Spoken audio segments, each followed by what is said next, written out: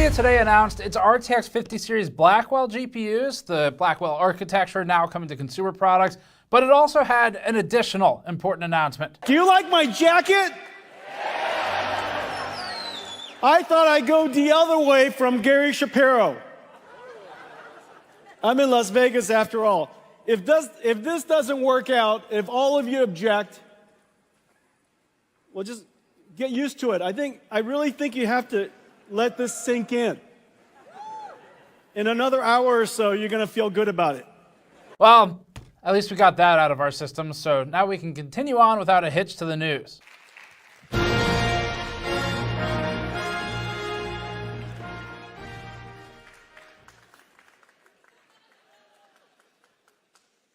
Wait for it. Wait for it. I thought I was worthy. It wouldn't be CES without that. So, NVIDIA today announced that its RTX Blackwell series will have, at least at the start, a 5090 priced at $2,000, a 5080 priced at $1,000, a 5070 Ti at $750, and an RTX 5070 at $550. We don't have the full specs for these right now, so we'll have to reserve most of the judgment until we know what they actually are, especially because NVIDIA historically has kind of shuffled the stack a little bit where it's not always 100% clear generationally if the name might mean the same thing or not. So we'll look at that as we get into the reviews. But NVIDIA claims that its RTX 5070 notably has, quote, 4090 performance at $549, which is definitely something worth inspecting. Now, they also stated in that same sort of sentence that this is, quote, impossible without AI, and also stated it is, quote, impossible without GDDR7, which NVIDIA is moving to for the newly announced video cards in this lineup. There's a lot more too, so let's get into the news. Before that, this video is brought to you by Thermal Grizzly's Aeronaut and Hydronaut thermal pastes. Aeronaut is Thermal Grizzly's entry-level thermal solution, marketed as resistant to curing and for long-term endurance. Hydronaut is Thermal Grizzly's next step up, targeted for overclocking and higher performance applications. We've used Hydronaut on a lot of our systems internally over the years. You can learn more at the link in the description below. NVIDIA spent a lot of time talking about AI. The GPUs are the biggest thing we cover, the hardware, so we'll start there. And we'll also get into some of the pricing discussion a little more towards the end of this, because that's obviously something that everyone's thinking about. All right, so NVIDIA announced its Blackwell GPUs that'll arrive to the consumer market in January. The GPU, presumably the full Blackwell die that was detailed, was noted as a 92 billion transistor solution as compared to the RTX 4090's approximate 76 billion transistors. Notably, the card CEO Jensen Huang showed off at the event appeared to be a 2-slot card, which he noted has 2 fans. This is a stark contrast to the huge prototype NVIDIA cooler that we just tore down. I have that right here. It's coming to the channel soon, and this is actually really relevant. I was kind of shocked at this because this was a totally separate content piece we're working on. You'll see this very soon. It's actually kind of an amazing cooler. Insane assembly. Anyway, this is a separate video. The point is, I think they took some learnings from this, even though it is massive, and applied it to what they were showing off on stage today.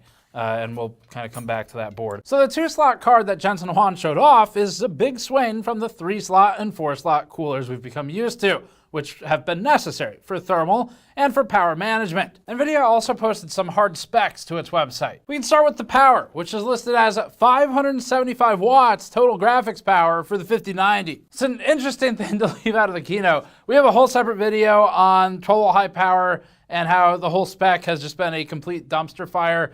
It's a deep dive. You should check it out if you haven't seen it. It's an hour on a cable specification, and people really liked it. Interesting times we live in. But our concern here is we think that's just too close to the limits already for, I mean, it's a difference of the 4090s typically run at about 450 watts without some kind of overclock.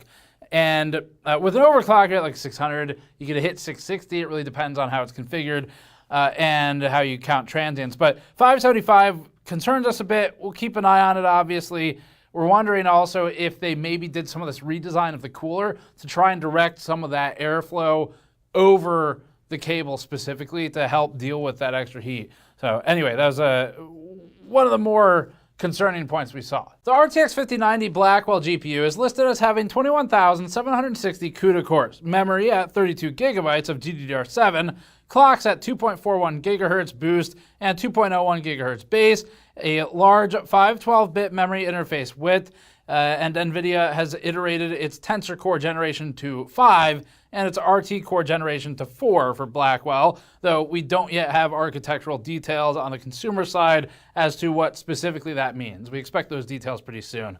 The FE card is listed as 304 millimeters by 137 millimeters for dimensions, and then that is the 2-slot card. Jumping over to the prior RTX 4090 for reference, the 4090 has 16,384 CUDA cores, so that's notably different from the 21,760 of the 5090, but cores can't be compared linearly, especially cross-generation, so the real-world impact will be more difficult to track, and we'll just have to test it. The 4090 also ran 24 gigabytes of GDDR6X, rather than the 32 gigabytes of GDDR7 on the 5090. The 4090's clocks are higher as advertised on NVIDIA's webpage at 2.52 gigahertz boost and 2.23 base. Of course, this changes based on the partner, but clocks, like core count, is not everything. Zooming out to look at memory capacity, we see the 5090 at 32 gigabytes, the 5080 at 16, the 5070 Ti at 16, and the 5070 at 12 gigabytes. For perspective, the 4070 is also 12 gigabytes, the 4070 Ti is 12 gigabytes, the 4070 Ti Super is 16 gigabytes, and the 4080 is 16 gigabytes. Going to a fuller look at the specs, the 5080 is listed at 10,752 CUDA cores, which is slightly more than the 4080's 9,728, and not the same huge change we see with the 4090 to the 5090. The 5070 Ti lists 8,960 against 7,680 on the 4070 Ti, and the 5070 lists 6,144, up from 5,888 on the 4070 configuration. Now again, these aren't directly comparable, they are cross-generation, but it helps us to understand what NVIDIA thinks in terms of its product positioning in the stack, and it helps us get an idea for, are they shifting it again and moving some things down and some things up.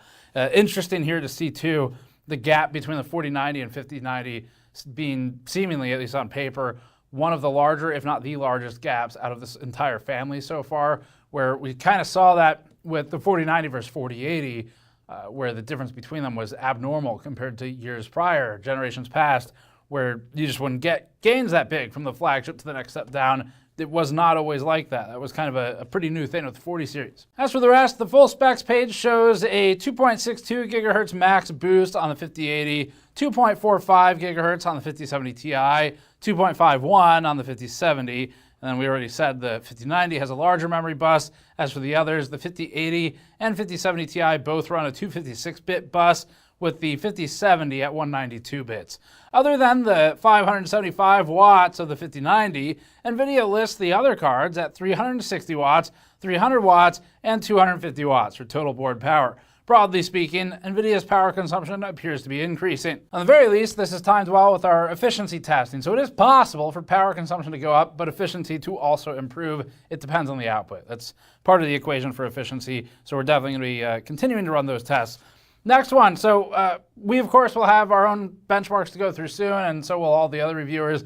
We'd always encourage you to check out a review from a third party, whether or not it's us, doesn't matter, but just someone who's a third party to get numbers you can trust. But it still helps to reference first-party claims to get an idea for where they are setting the expectations. So let's look at some of those. NVIDIA's webpage has a relative performance chart that's pretty hard to actually read, but we could try to get an idea. NVIDIA claims the 5090 outperforms the 4090 by over 2x in some situations, such as Cyberpunk and Black Myth, among others. In these tests, they list DLSS plus full RT as the settings. The footnote, that's nearly the same color as the page background, says that the 40 series used frame generation in this testing, but the 50 series used MFG 4X mode. This makes the comparison not like for like. We consider this approach flawed, but we'll look at their other claims for full perspective. Switching to the 5080, NVIDIA shows its performance as outperforming the 4080 by, again, sometimes 2x. This is tough to filter though with the differing settings tested. The 5070 Ti shows much the same sort of visualization against the 4070 Ti, and then the 5070 against the 4070, again showing about the same trend. of all of these tests, the plague tale comparison is maybe the most fair, since NVIDIA notes that it only has DLSS 3. As for what DLSS 4 actually is, we have not had enough time to really thoroughly read through this, but we have some pieces where NVIDIA launched a new blog post to introduce its multi-frame generation, or MF pricing. The one quick thing I want to throw out there is that at the time I'm filming this, and this may change by the time we get it up, but I doubt it, AMD has not yet really said anything about its GPUs except to the press.